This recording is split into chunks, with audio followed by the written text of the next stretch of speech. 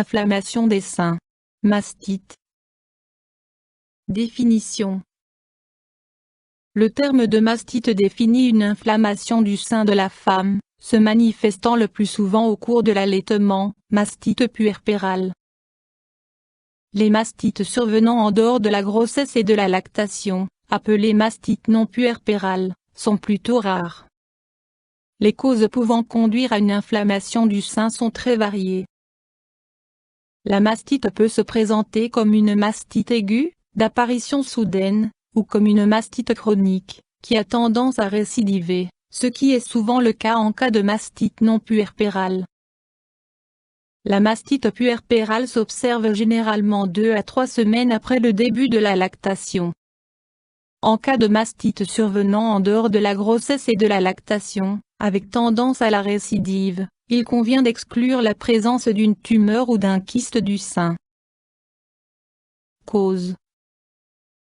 Cause de la mastite puerpérale, survenant dans le cadre de la grossesse, infection bactérienne, des bactéries, souvent d'origine cutanée, mais pouvant aussi être d'origine buccale, peuvent pénétrer par des crevasses ou par des petites blessures du mamelon dans le sein et s'y propager par voie lymphatique.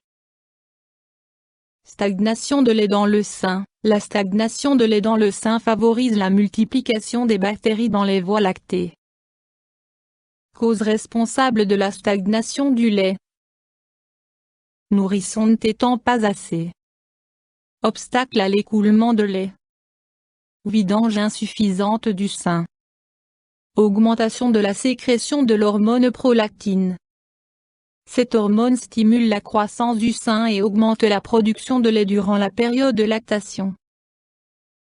Cause de la mastite non puerpérale survenant en dehors de la lactation.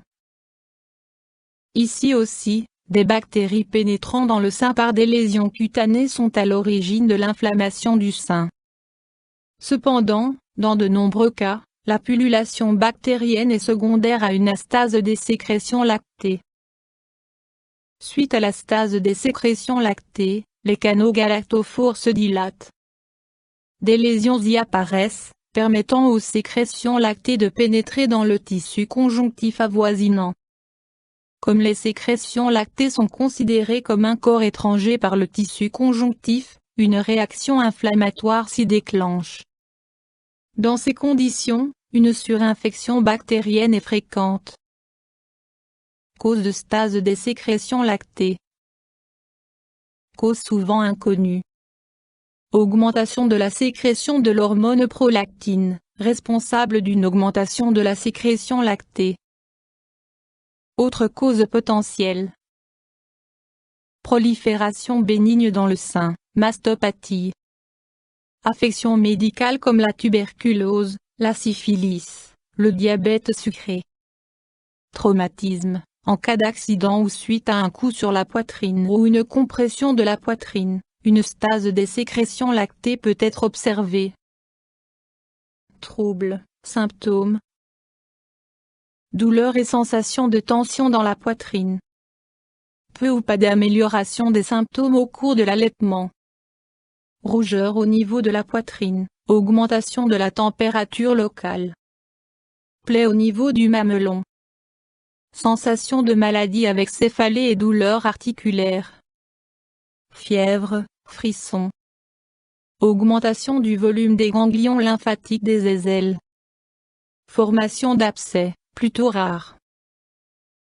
L'évolution de la mastite non puerpérale est souvent chronique, mais les symptômes sont plus atténués que dans la mastite puerpérale.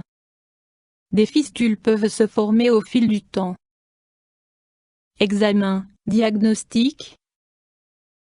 Anamnèse avec prise en compte des symptômes du patient. Palpation du sein. Échographie du sein. En présence de sécrétions lactées, frottis et identification de l'agent pathogène. Éventuellement, dosage du taux de prolactine dans le sang. Éventuellement, réalisation d'une mammographie, particulièrement en cas de mastite répétée, afin d'exclure la présence d'une tumeur maligne. Éventuellement, biopsie avec prélèvement de tissu mammaire pour examen microscopique. Options thérapeutiques. Mesures générales. Mise au repos de la mère, période de repos et relaxation. Bandage de la poitrine. Contrôle de la position de l'allaitement. Une bonne position du sein et de l'enfant lors de la tétée permet une meilleure vidange des seins. Massage du sein pour assurer une meilleure vidange des seins, de la zone de stase en direction du mamelon. Avant l'allaitement, compresses chaudes humides, stimulent le flux lacté. Après l'allaitement, compresses rafraîchissantes, réduisent les douleurs et le gonflement du sein.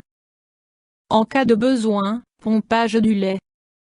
Lumière rouge, onde courte, l'application de chaleur permet d'améliorer l'écoulement du lait. Médicaments. Prescription d'antibiotiques, ne nécessitant pas un arrêt de l'allaitement. Inhibiteur de la sécrétion de prolactine, traitement de premier choix en cas de mastite d'origine non bactérienne. Ces médicaments inhibent la sécrétion de lait par les glandes mammaires. Chirurgie. Évacuation de l'abcès. Complications possibles. Lorsqu'elle est traitée correctement, la mastite aiguë guérit en quelques jours. En l'absence de traitement ou en cas de traitement inapproprié, des abcès avec accumulation de pus peuvent se manifester. Une intervention chirurgicale est indiquée si les abcès ne s'ouvrent pas d'eux-mêmes. En l'absence de traitement, des fistules entre les canaux et les canaux galactophores peuvent se développer, des portes d'entrée potentielles pour des bactéries. Près d'un tiers des mastites survenant en dehors de la grossesse et de la lactation, ont une évolution chronique. Mesures préventives. La prévention repose sur un traitement approprié de toute stase des sécrétions lactées, allaitement fréquent, application de chaleur sur le sein, massage du sein. Veillez à une bonne hygiène de l'allaitement. Les petites crevasses au niveau des mamelons doivent être traitées avec le plus grand soin. Une stase des sécrétions lactées peut également être évitée par une bonne vidange des seins. YouTube Dr Alabé.